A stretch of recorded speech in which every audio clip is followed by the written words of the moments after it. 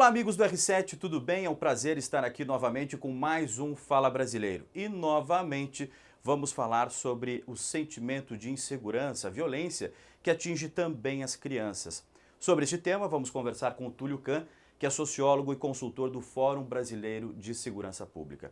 Túlio, esse sentimento de insegurança que chega até as crianças se deve ao aumento da criminalidade, da violência ou não? Não necessariamente, né? O sentimento de segurança é um fenômeno complexo e tem diversas razões. Se você pegar os dados de criminalidade, por exemplo, do Brasil, né? Homicídio, roubo a banco, roubo de carga, roubo de veículo, desde 2017, que foi o pico, nós estamos vendo um movimento de queda, principalmente durante o período da pandemia, né? 2020, 2021, teve uma queda muito grande. Então, o nível de criminalidade é um dos fatores, né? Mas existem outros, por exemplo, um ambiente degradado do ponto de vista físico ou social, né? Então você passa num local da cidade que é escuro, tem pichações, tem lixo na rua, tem pedintes, né? Pode não ser um lugar perigoso, mas você se sente inseguro. Ou então, por exemplo, características físicas de cada pessoa, né? Como ela se sente, que reagiria se ela se sente mais frágil diante de uma situação de violência. Então, por exemplo, as pesquisas de vitimização, elas mostram que a vítima preferencial dos roubos são homens jovens e que estão aí no mercado de trabalho, expostas ao risco. Mas essas pesquisas perguntam sobre sensação de insegurança, aí você vê que as pessoas que se sentem mais inseguras são as mulheres e são as pessoas mais idosas, né, que diante de uma suposta violência acham que tem menos condição de se defender. Então, você vê, tem diversas coisas que influenciam, entre outras coisas, a cobertura midiática sobre violência, né, o quanto a pessoa está exposta àquela cobertura, o quanto ela confia naquelas informações. E tem alguns fenômenos que são paradoxais, né? Como esse que a gente estava comentando, as estatísticas de criminalidade podem estar mostrando uma tendência de queda e a sensação de segurança uma tendência de alta. Túlio, sobre a questão de sensação de insegurança, como isso se aplica nessa relação entre pais e filhos? As crianças acabam sentindo isso também? Certamente. A criança percebe, né, esse comportamento nos pais. Ela está no nosso mundo, né? Então ela vê às vezes o mesmo noticiário ali do seu lado, através das mídias sociais, ela é exposta a esse conteúdo, né? Casos de violência que acontecem nas escolas, de colegas, que são comentados e que viralizam. Então, você tem muitos estudos, por exemplo, que mostram como isso impacta em especial as crianças que são consideradas mais frágeis, né, do ponto de vista de ter maturidade, de como entender esse fenômeno. Então a gente está falando de consequências físicas, né, de perda de apetite, de perda de sono, de sintomas de estresse pós-traumático, de depressão, né, que são causadas aí por, às vezes, um consumo exagerado desse conteúdo e um medo exagerado. Então, isso, o medo exagerado, ele paralisa, né? Então, a gente fala sempre, o ideal é que haja uma congruência entre o risco real e a sensação subjetiva de segurança. Não pode ser nem muito excessivo o medo, mas também, interessante, não pode ser muito abaixo, né?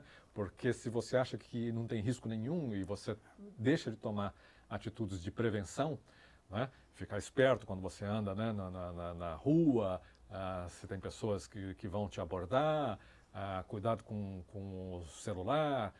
Então você acaba, se andar muito despreocupadamente, vamos dizer assim, elevando inclusive as taxas de criminalidade. Então, o ideal sempre é isso, é ter uma noção realística de qual é o risco que você corre. Você citou agora há pouco o celular. A criança adora usar celular. Tem que ter um cuidado também nesse sentido?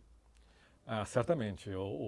Essa tendência já vem de muitos anos, né? O celular ele tem as características ideais valorizadas pelos criminosos, né? Porque é alto valor agregado, né? Você tem um mercado de venda aí enorme, ele é fácil de você esconder e portar. Quer dizer, todo mundo tem, é praticamente hoje universal, né? Então é realmente o objeto ideal, né? E além do objeto em si, você tem hoje esse novo modus operandi, que é usar o celular e conseguir as senhas para aplicar golpes, né, e fraudes e extorsões, né? Então isso explica porque o celular se tornou aí praticamente o objeto número 1 de desejo dos criminosos. E já que a gente está falando de tecnologia, você acha que esses recursos que existem hoje na palma da mão, por exemplo, aplicativos com GPS para localização de crianças e adolescentes, são importantes? Eu acho que ajuda, né? A tecnologia é uma aliada, mas eu acho que assim, tem que ser entendido como uma ferramenta complementar, né?